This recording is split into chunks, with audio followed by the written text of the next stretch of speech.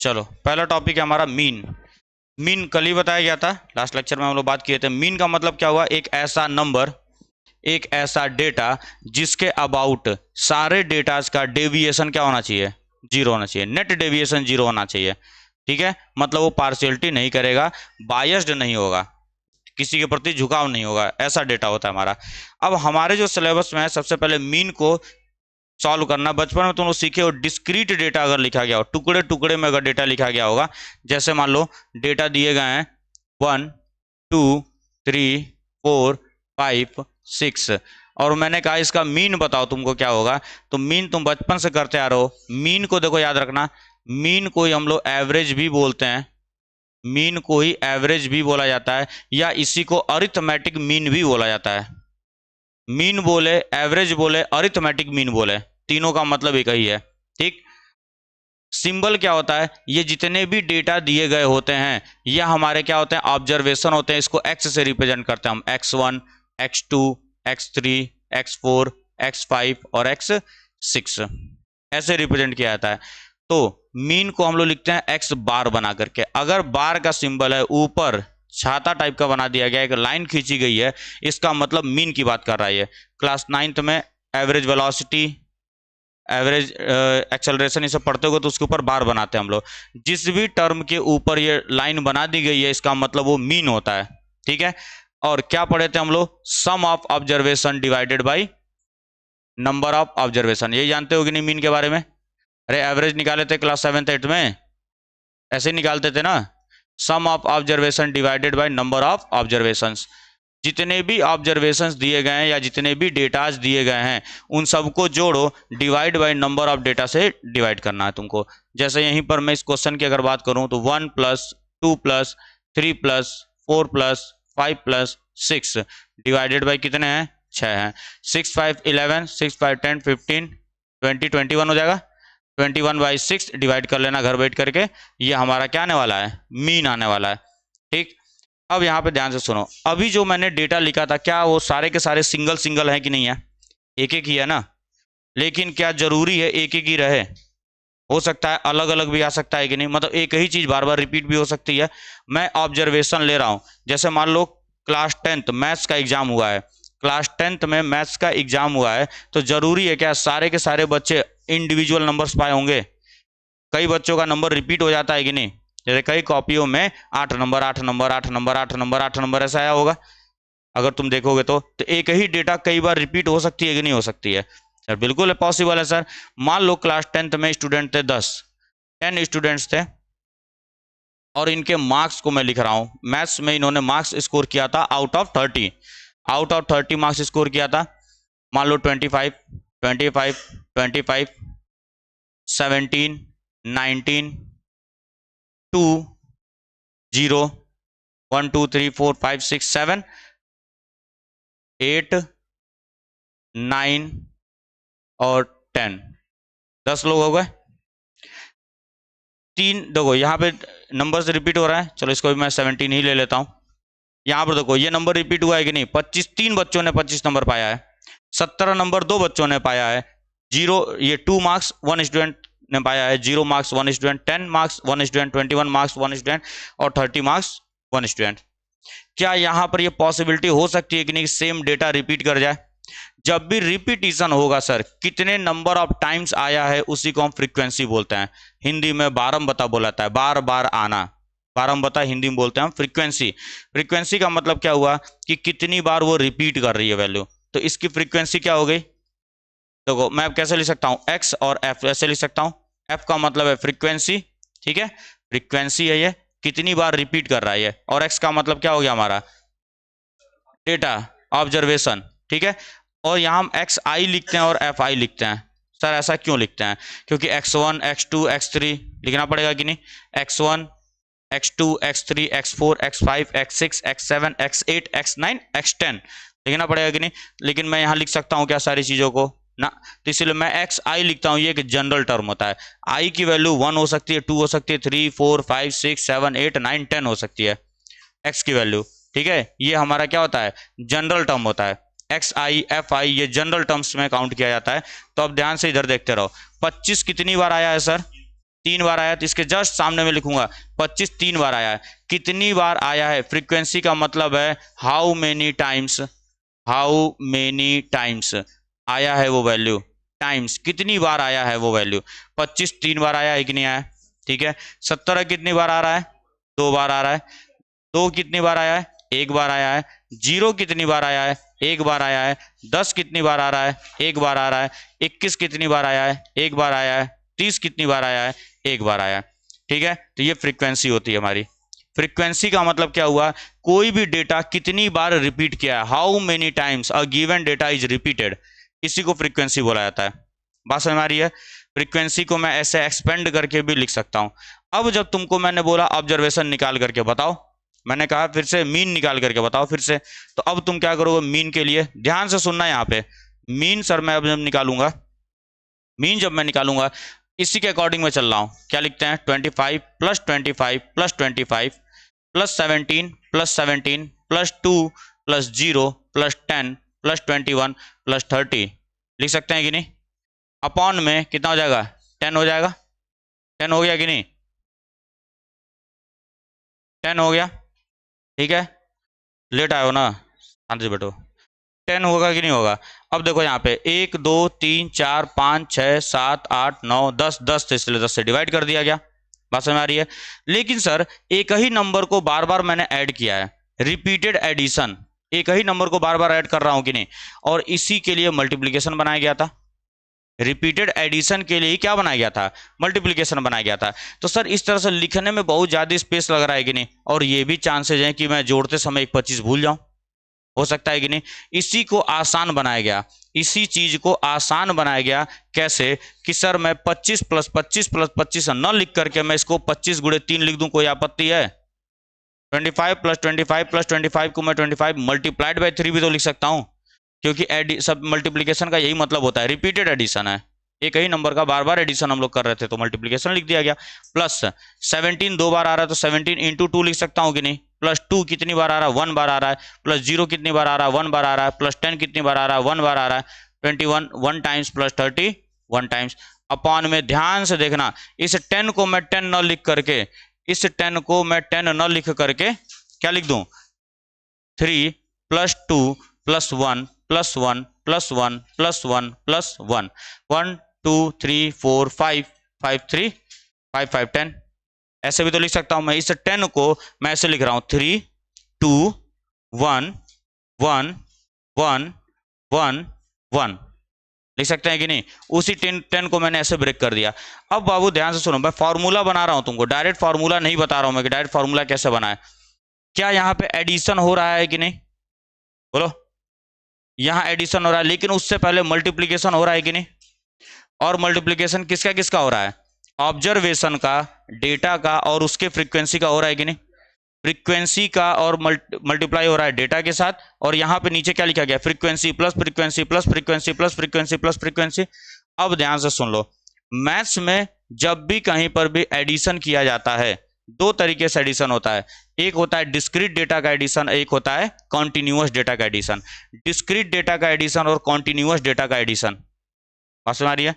Discrete data का मतलब ये टुकड़े टुकड़े में जब डेटा लिखे गए होंगे तो ये डिस्क्रीट डेटा होता है। और एक होता है कॉन्टिन्यूअस डेटा, जब भी कोई ग्राफ बना करके दे दिया गया हो तो वो जोड़ने के लिए कैलकुलस आ जाता है, ठीक। और डिस्क्रीट डेटा को जोड़ने के लिए हम लोग सिंबल का यूज करते हैं। ये दो तरीके का सिंबल हम यूज करते हैं। एक ये होता है सिग्मा बोलते हैं, होता समेसन है। समेसन दो तरीके से किया जाता है, ध्यान से सुन लेना इस चीज को। आगे जाओगे जो लोग मैथ्स लेंगे क्लास 11 12 में दिक्कत ना आए तुम्हें। ये हमारा सिग्मा बोलते हैं, हम इसको पढ़ा जाता है, इसको सिग्मा। काम क्या है, समेसन करने का, वो भी किसका, डिस्क्रीट डेटा का। डिस्क्रीट डेटा मतलब जो टुकड़े टुकड़े में डेटा दिए गए होंगे, फंक्शन नहीं होना चाहिए वो। उसके बाद से एक और एस ऐसे बनता है कि नहीं। इसी को थोड़ा सा और फैला दूं तो ऐसे एस दिख रहा है कि नहीं, ये दिख रहा है। ये भी हमारा जोड़ता है, इसको हम बोलते हैं इंटीग्रल, इसको हम बोलते हैं इंटीग्रल। ये जोड़ता है किसको, फंक्शंस वगैरह को या कंटिन्यूअस चीजों को। फंक्शंस जो होते हैं या कॉन्टिन्यूअस जो डेटा दिया गया होता है उनको जोड़ने का काम करता है। क्या यहाँ पे टुकड़े टुकड़े में है कि नहीं डेटा, सही है। पहले क्या कर रहा हूं मैं, फंक्शन को मल्टीप्लाई किया, मैं इसी को आगे बढ़ा रहा हूं। ये क्या है, x1 f1 है कि नहीं है। ये x1 था और ये फ्रीक्वेंसी 1 है, plus x2 f2 plus x3 f3 plus x4 f4 plus कितने हैं, 1 2 3 4 5 6 7 है ना, 7 तक जाना पड़ेगा, x5 f5 plus x6 f6 plus x7 f7 upon में क्या मैंने f1 plus f2 plus f3 plus f4 plus f5 plus f6 plus f7 किया है कि नहीं, बोलो सर यहाँ पे एडिशन हो रहा है कि नहीं। और अभी अभी मैंने बोला जब भी एडिशन होता है मैं ये सिंबल यूज कर सकता हूं, तो इसी का मैं एक फॉर्मूला बनाने जा रहा हूं, ध्यान से समझना सब लोग कि एक्स बार जो होगा सर वो क्या हो जाएगा, सिग्मा। सिग्मा का मतलब एडिशन, सिग्मा का मतलब एडिशन, समेशन, समेशन का भी मतलब क्या होता है, एडिशन, समेशन का मतलब क्या हुआ, addition. Sir sigma means addition किसका, F X F X F X F X का मल्टीप्लाई ऐड कर रहा हूं कि नहीं, पहले फ्रीक्वेंसी और एक्स को मल्टीप्लाई किया फिर उनको क्या कर रहे हैं हम लोग, ऐड कर रहे हैं। किसको ऐड कर रहे हैं हम लोग, x F X F X F 1 2 1 2 1 2 1 3 1 4 ऐसा करके कर रहे हैं कि नहीं कर रहे हैं। तो सर मैं यहां लिख सकता हूं सिग्मा एफ आई एक्स आई लिख सकता हूं कि नहीं, अपॉन में नीचे किसको जोड़ा गया है, फ्रीक्वेंसी को, तो सिग्मा एफ आई लिख दिया। अब यहां ध्यान से सुनो, यहां पे आई जो है 1 से लेकर के कहां तक जा सकता है, n तक, जहां तक भी दिया गया होगा 1 से लेकर के n तक। ये प्रॉपर सिंबल होता है, ये प्रॉपर सिंबल होता है बार एक्स बार निकालने का, मींस एवरेज निकालने का। सिग्मा एफ आई एक्स आई मतलब पहले आप फ्रीक्वेंसी और डेटा जो भी दिया गया उसका मल्टीप्लाई करेंगे सारों को, फिर से क्या करेंगे, सबको जोड़ दिया जाएगा। ठीक है, इस पूरे का मतलब समझ में आया ना कैसे निकाला गया है। और ये ऐसे लिखा जाता है, आई कहां से कहां तक चलेगा, 1 से लेकर के n तक, मतलब 1 1 2 2 3 3 4 4 ऐसे करते करते कहां तक जाएगा, n तक, जितना भी डेटा दिया गया हो। जैसे इस पर्टिकुलर क्वेश्चन में 7 तक जाएगा, इस पर्टिकुलर एग्जाम्पल में 7 तक जाएगा क्योंकि 7 तक हमने लिखा है। बात आती है समझ में। इसी को हम लोग बोलते हैं डायरेक्ट मेथड, इसी को बोला जाता है डायरेक्ट मेथड। डायरेक्ट फॉर्मूला से हम लोग निकालते हैं डायरेक्ट मेथड। और क्या ये यही फॉर्मूला था कि नहीं, इसी फॉर्मूले से तो बनाया गया है, यही वो फॉर्मूला है। ठीक, नोट करो इतना। अब बाबू देखो यहाँ पे एक क्वेश्चन दिया गया है, marks obtained a number of student, NCERT example number 1 है। लेकिन यहां पर एक चीज क्या हुआ है कि इसमें लिख दिया गया है एक्स आई है ये और ये एफ आई है, लेकिन बोर्ड में मान लो न लिख कर क्या है, तो पहचानेंगे कैसे। ठीक है, क्वेश्चन पढ़ करके तुमको देखना है क्या बोल रहा है क्वेश्चन में, find the mean of marks obtained by the student, बोला है कि नहीं, क्या बोला जा रहा है, find mean of marks obtained. ठीक है, ये पूछा जा रहा है हमसे, मार्क्स ऑब्टेन्ड, जो चीज पूछा जाएगा बालक उसी का मीन निकालना है। जो चीज पूछा गया है वो हमारा एक्स आई होता है, याद रखना, क्योंकि कल ही बताया था मीन हो चाहे मीडियन हो चाहे मोड हो, जो डेटा दिया गया होता है उसी में से वैल्यू कुछ ना कुछ होगी, फ्रीक्वेंसी से नहीं होती है। तो सबसे पहले पहचानेंगे कैसे कौन एक्स है कौन एफ है, सबसे पहले पहचानना पड़ेगा हमको एक्स और एफ। पहचानने का सबसे आसान तरीका है किसका मीन पूछा गया है या किसका मोड पूछा गया है या किसका मीडियन पूछा गया है, जिसका भी पूछा गया होगा ये हमारा एक्स होता है, ऑब्जर्वेशन। ठीक है, किसी भी क्वेश्चन में नंबर ऑफ समथिंग लिख करके दे दे, नंबर ऑफ लिख करके दे दे, इसका मतलब फ्रीक्वेंसी है, बता रहा है ना कितनी बार आया है, नंबर ऑफ टाइम्स कितनी बार रिपीट हो रहा है वो। तो जब भी किसी क्वेश्चन में नंबर वर्ड का यूज कर देगा वो हमारा क्या हो जाता है, फ्रीक्वेंसी हो जाता है। अब अगर कोई 3 मेथड हम लोग पढ़ते हैं मीन निकालने का, एक होता है डायरेक्ट मेथड, एक होता है अज्यूम्ड मीन मेथड, एक होता है स्टेप डेविएशन मेथड। ठीक है, ये 3 मेथड्स होते हैं, तीनों एकदम आसान है और तीनों एक जैसा ही है। अज्यूम्ड मीन और स्टेप डेविएशन जो है थोड़ा सा अलग है और वो दोनों एक जैसा है। क्यों यूज करते हैं आगे बताया जाएगा तुमको, जब पढ़ाया जाएगा तो उसमें बताऊंगा। यहां ध्यान से सुन लो क्या करते हैं, हम लोगों ने देखा था एफ आई एक्स आई निकालते थे कि नहीं, एफ आई एक्स आई निकालते हैं और divide by sigma F I करते हैं कि नहीं। ठीक है, तो सबसे पहला स्टेप, जैसे ही क्वेश्चन में डब्बा बना करके सॉल्व करना है, यहाँ पे लाइन खींच लेना, यहाँ पे लाइन खींचना है, यहाँ लाइन खींचना है, बॉक्स बना करके क्वेश्चन को सॉल्व करना है। ठीक, अगला जो टेबल तुम्हारा बनेगा वो बनेगा एफ आई एक्स आई का, तुरंत बना लेना एफ आई एक्स आई का, मल्टीप्लाई करो 10 इंटू 1 10, 20 इंटू 1 20, 36 इंटू 3, इसमें देखते रहो जल्दी बताते रहो, 108 108, 40 इंटू 4 160, 50 इंटू 3 150, सही जा रहा है। 56 इंटू 2 112, ये होगा।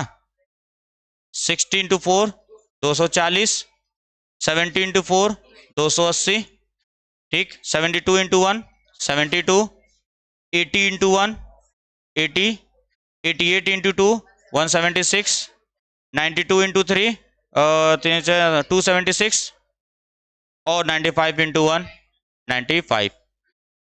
तुरंत सबसे पहले ये काम कर लेंगे, एफ आई एक्स आई इन दोनों का आपस में मल्टीप्लाई कर लेंगे। फॉर्मूला क्या था हमारा, हमें पता है मीन जो होता है वो होता है sigma F I x I upon में सिग्मा एफ आई। अगला स्टेप इन सारों को जोड़ना पड़ेगा, इन सारों को जोड़ोगे तो आएगा 1779। देखो सबसे आसान होता है ये सॉल्व करना, बट बच्चे गलती करते हैं एडिशन में ही, एडिशन और मल्टीप्लिकेशन में ही गलती होती है, क्योंकि बहुत ज़्यादा डेटा लिखा होता है ना, डेटा बहुत ज़्यादा लिखा गया है तो यही गड़बड़ी होती है। उसके बाद सिग्मा एफ आई भी चाहिए कि नहीं, मतलब इन सारों को जोड़ के लिखना पड़ेगा। सिग्मा एफ आई कितना आ रहा है 30 आ रहा है, 30 आया। सिग्मा एफ आई कितना आ रहा है 30, बस अब उठा करके वैल्यू को यहाँ पे पुट कर लो। सिग्मा एफ आई एक्स आई, देखो एफ आई एक्स आई सारों को मैंने जोड़ा इसीलिए सिग्मा लगाया, और किसको जोड़ा हूँ एफ आई एक्स आई को, तो sigma F I x I 1779 divided by sigma F I का मतलब कितना हो गया 30 हो गया, ठीक है। इसको घर बैठ करके हम डिवाइड करेंगे और हमारा मीन निकल करके आ जाने वाला है, मीन निकल जाएगा।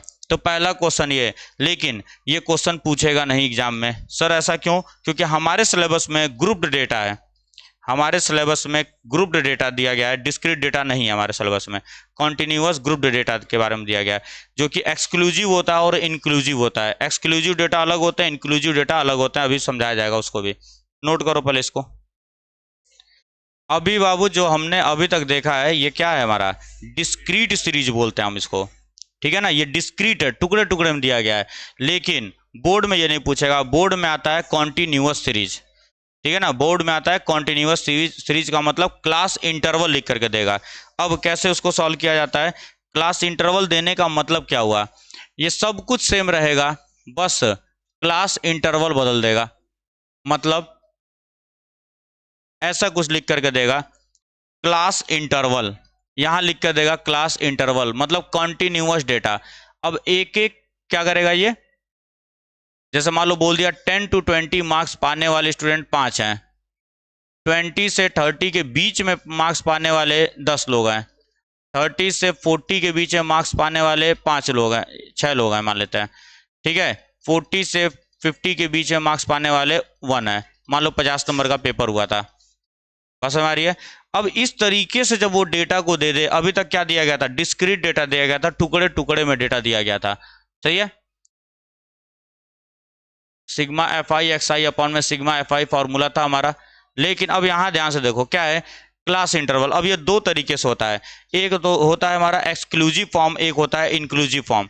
मतलब इस तरीके से लिखा गया, ध्यान से सुन लो सब लोग, 10 से 20 फिर 20 से ही स्टार्ट किया है कि नहीं, इसका मतलब ये 20 इसमें इंक्लूडेड है, नहीं सॉरी 20 इंक्लूडेड नहीं है, 19 तक ही है। यहाँ से 20 से 29 है, 30 से 39 है, और 40 से 49 है। कई ऐसा सीरीज तुमको देखने को मिलेगा, यहाँ 20 लिख देगा, यहाँ 21 से शुरू करेगा, 21 से 30, फिर 31 से 40, 41 से 50, ऐसा जब देगा तो इंक्लूसिव फॉर्म लाने के लिए, उसको अपने फॉर्म में बनाने के लिए हम लोग क्या करते हैं, 0.5 इधर बढ़ा देंगे, 0.5 यहाँ घटा देंगे। जैसे देखो क्या बोल रहा हूँ मैं, मान लो ऐसे देगा 10 से 20, फिर यहाँ लिख दे 21 से 30, फिर लिख दे 31 से 40, तो जहां ये खत्म हो रहा है वहां से स्टार्ट हो रहा है क्या ये ना। यहाँ पे देखो कंटिन्यूअस है, 20 से खत्म हुआ 20 से स्टार्ट हुआ, 30 से खत्म हुआ 30 से स्टार्ट हुआ, 40 से खत्म हुआ 40 से स्टार्ट हुआ, बट यहाँ पे कंटिन्यूटी ब्रेक हो रही है कि नहीं हो रही है। इसका मतलब देखो क्या होता है, यहाँ पे 20 तक ये खत्म हो चुका है, 21 से स्टार्ट हो रहा है। इसको अपने फॉर्म में लाने के लिए हम लोग करते क्या है, जो इसका लास्ट है और जो इसका फर्स्ट है दोनों का गैप देखो कितना हो रहा है, 1 हो रहा है, डिवाइड बाई 2 कर देना, 0.5 होगा।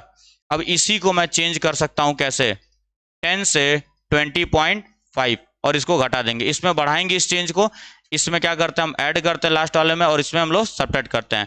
21 में से 0.5 घटाओगे तो क्या आएगा 20.5, 30 में बढ़ाओगे 30.5, और इसमें घटाओगे तो 30.5 से लेकर के 40.5।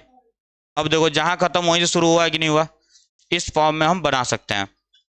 बस हमारी है, ठीक है, इस तरीके से बनाया जा सकता है। अब सुनो यहाँ ध्यान से, ऐसे क्वेश्चन जब आएंगे क्लास इंटरवल के, फॉर्मूला अपना वही है, फॉर्मूला अपना वही है, फॉर्मूला वही रहेगा, उसमें कोई चेंज नहीं आने वाला है। लेकिन सर यहाँ पे एफ आई तो हमको पता है, लेकिन एक्स आई पता है क्या? क्लास मार्क जिसको हम लोग बोलेंगे, इसको क्लास इंटरवल बोला जाता है और क्लास मार्क। अब मुझे एक्स आई पहले निकालना पड़ेगा। एक्स आई कैसे निकाला जाएगा? ध्यान से सुनो, अगला जो टेबल तुम्हारा बनेगा वो एक्स आई का बनेगा। इन दोनों का मीन लेंगे 10 + 20 अपॉन में 2। क्या लेंगे? 10 + 20 बाई 2 कितना हो जाएगा? 15 हो जाएगा। और ये वैल्यू इन दोनों के बीच में मीन है। एवरेज या मीन का मतलब क्या होता था? इसमें जितने भी नंबर्स दिए गए हैं उनको ये अकेले रिप्रेजेंट करेगा कि नहीं करेगा, क्योंकि इसके अबाउट डेविएशन 0 होने वाला है। बात समझ आ रहा है? मीन का मतलब बताया था ना, मीन का मतलब ग्राम प्रधान है वो। इन सब इस 10 से 20 के बीच में जितनी भी वैल्यूज होंगी सबको ये अकेला रिप्रेजेंट कर रहा है कि नहीं? ठीक है, तो ये काम करते हैं हम लोग। 20 से 30 के बीच में कौन आएगा? 25। 30 से 40 70, 70/2 35, 90 45। अब आ गया कि नहीं एक्स आई? अगेन वही स्टेप, फिर से एफ आई एक्स आई कर लेंगे, फिर इन सबको जोड़ लेंगे एफ आई एक्स आई को, और यहां से सिग्मा एफ आई निकाल लेंगे और वैल्यू को यहां पे ला करके पुट कर देंगे। ठीक है, यह हमारा डायरेक्ट मेथड है। बोर्ड में यही पूछा जाएगा तुमसे, क्लास इंटरवल करके, क्लास इंटरवल करके ही बोर्ड में पूछा जाने वाला है। बात समझ में आ गई? तो इस पे अब क्वेश्चंस को लगाना, मीडियन और जो आगे का मीन का जो और 2 टाइप है वो अगले में देखा जाएगा।